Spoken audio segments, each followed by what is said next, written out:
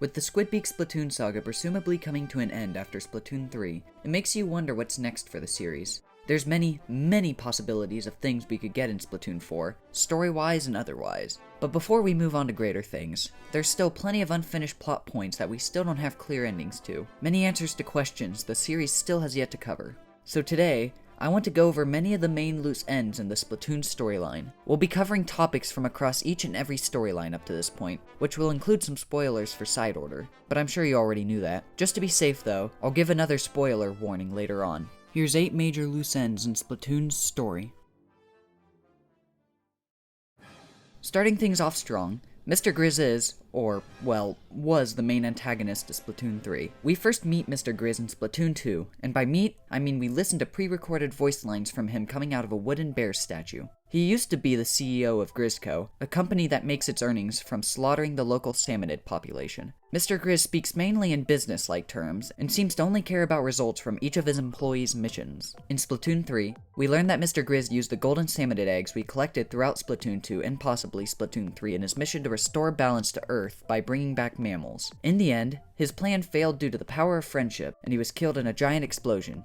Well, not really. During the credits of Splatoon 3's Return of the Mammalians, we can see Grizz curled up in a ball floating around in space. He seems to be in a lot better of a condition than he was in after beating him somehow. It's weird how he not only seems to have survived the rocket explosion, he also survived without a single injury. Unless this is his corpse floating around in space, which seems weird how his dead body healed back to normal. If I were to make an educated guess, I would assume this is Nintendo hinting at his survival, which is quite sad in my opinion. You could argue that Mr. Grizz was somewhat of a tragic character. Right before mammalkind's extinction on Earth, Mr. Grizz, along with some other animals, were brought aboard the Ark Polaris, one of humanity's last-ditch efforts in surviving the end of the world. Due to technical difficulties, Mr. Grizz was forced into cryosleep to be preserved until the Ark could return to Earth. It took around 12,000 years for the Ark Polaris to return to Earth, but once it did, Grizz was introduced to a completely different world than the one he left. Mammals had gone extinct, and instead were replaced with sea creatures. After discovering Alterna, Grizz started experimenting with the liquid crystals found there, learning of a way to try and bring mammals back to Earth, hence Grizzco and Return of the Mammalians. While this sob story is great and all, mammalkind is gone. For the most part anyway. Even if he succeeded, things would never be like they were. All he would have done was change the functioning world in the present to one full of abominations.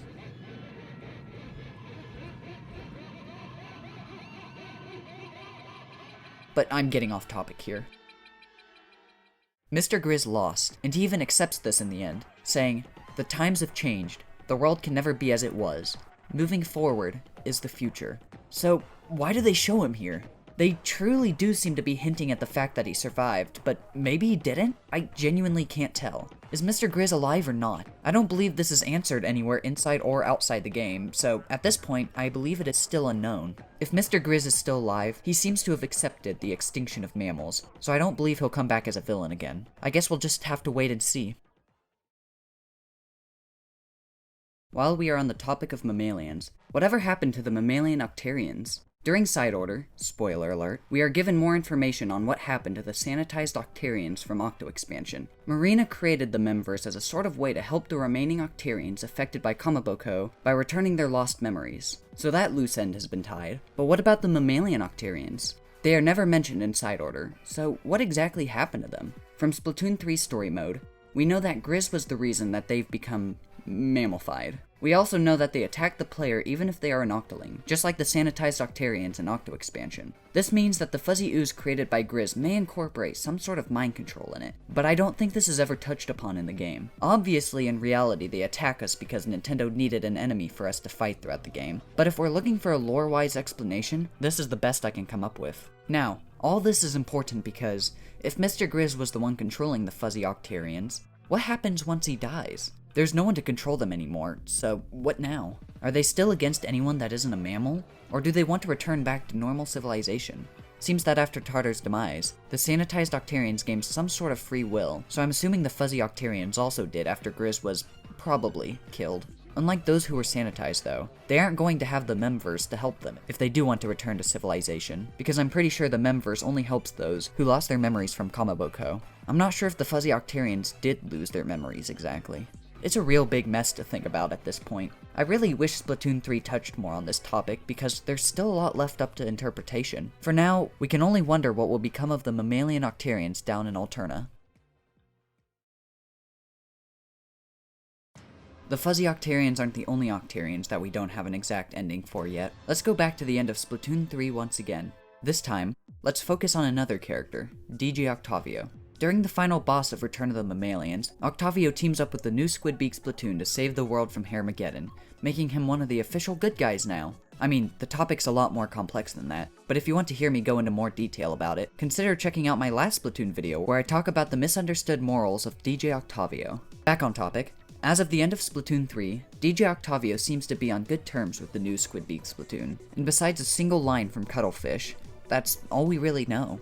We can't find Octavio anywhere, and we hear nothing else about him. All that we can really guess is that he's gone back to helping the few remaining members of his people that haven't gone to the surface yet. I really hope that in later Splatoon games, we'll hear more about Octavio and the rest of his people. Obviously, we know that many Octolings have started to reintegrate into Inkling society, but it's been mentioned by many characters, such as Marina, that there's still plenty of Octarians still down in the domes that haven't gone up to the surface yet. They seem to mostly consist of Octarians that either don't mind living simple lives in the domes, or still despise the Inklings for the events of the Great Turf War. Who knows what Nintendo has planned next for the Octarians. I imagine that they'll try to go in a different direction for the next game, as you can only do so much with one topic, but what do I know? I may be entirely wrong.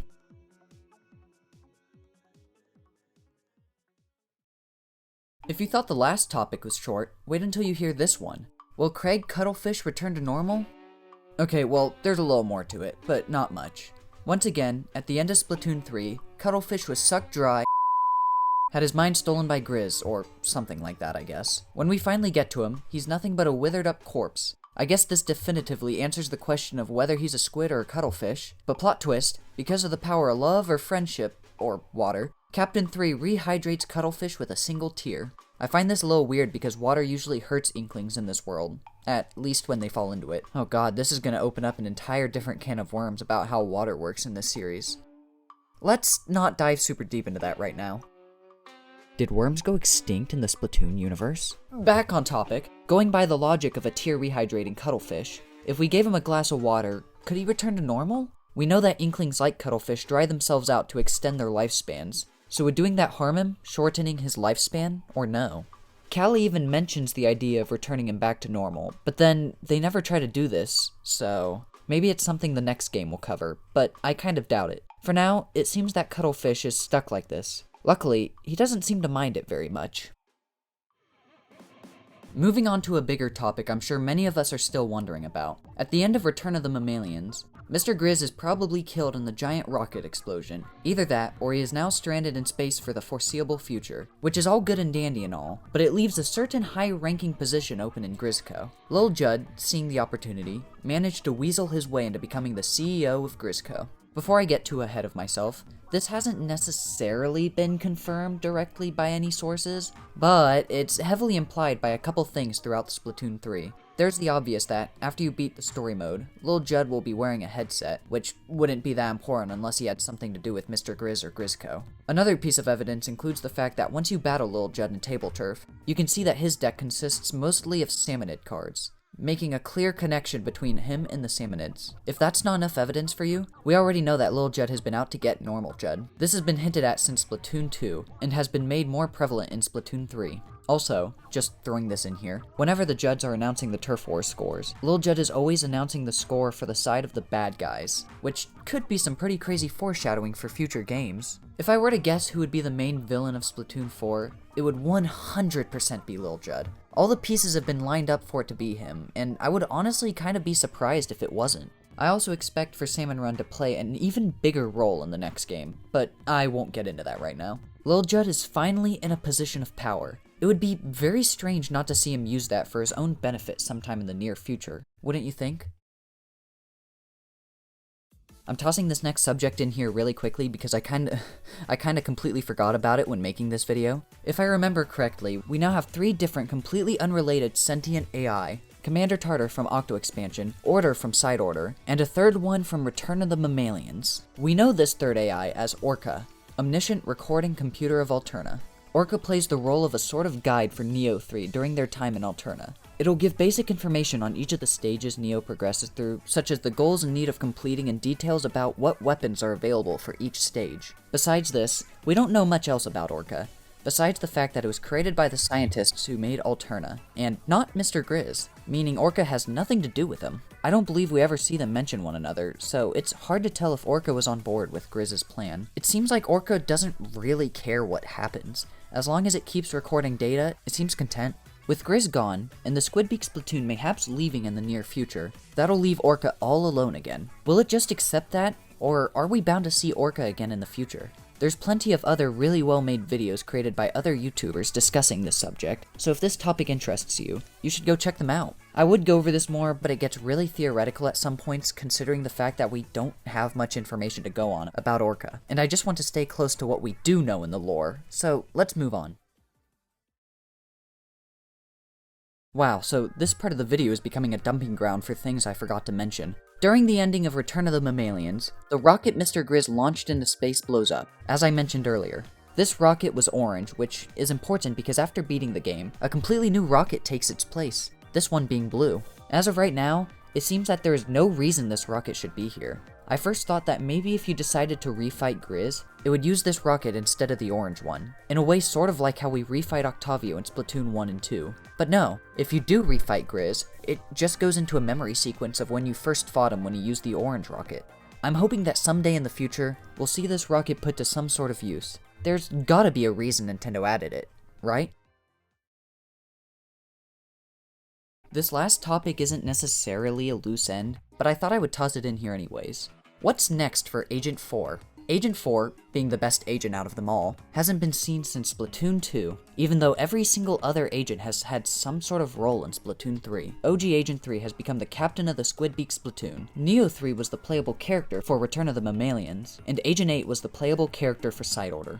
We've seen every other agent in some way, shape, or form, while 4 has just been MIA. Okay, well, that may not be fully true. Agent 4 was mentioned a few times in Side Order, with their palette being obtainable and an entire boss being based off of them. I'll just get this out of the way. Spoiler alert for Side Order. Agent 4 is not parallel canon. Parallel canon is a copy of Agent 4. Well, the one with 4's hairstyle is a copy of 4. The rest are a copy of said copy. This has all been confirmed in an interview with a Splatoon developer. Besides these two things, Marina tells us on a couple of occasions that Agent 4 was the hand of security for the Memverse, which, you did good, Agent 4.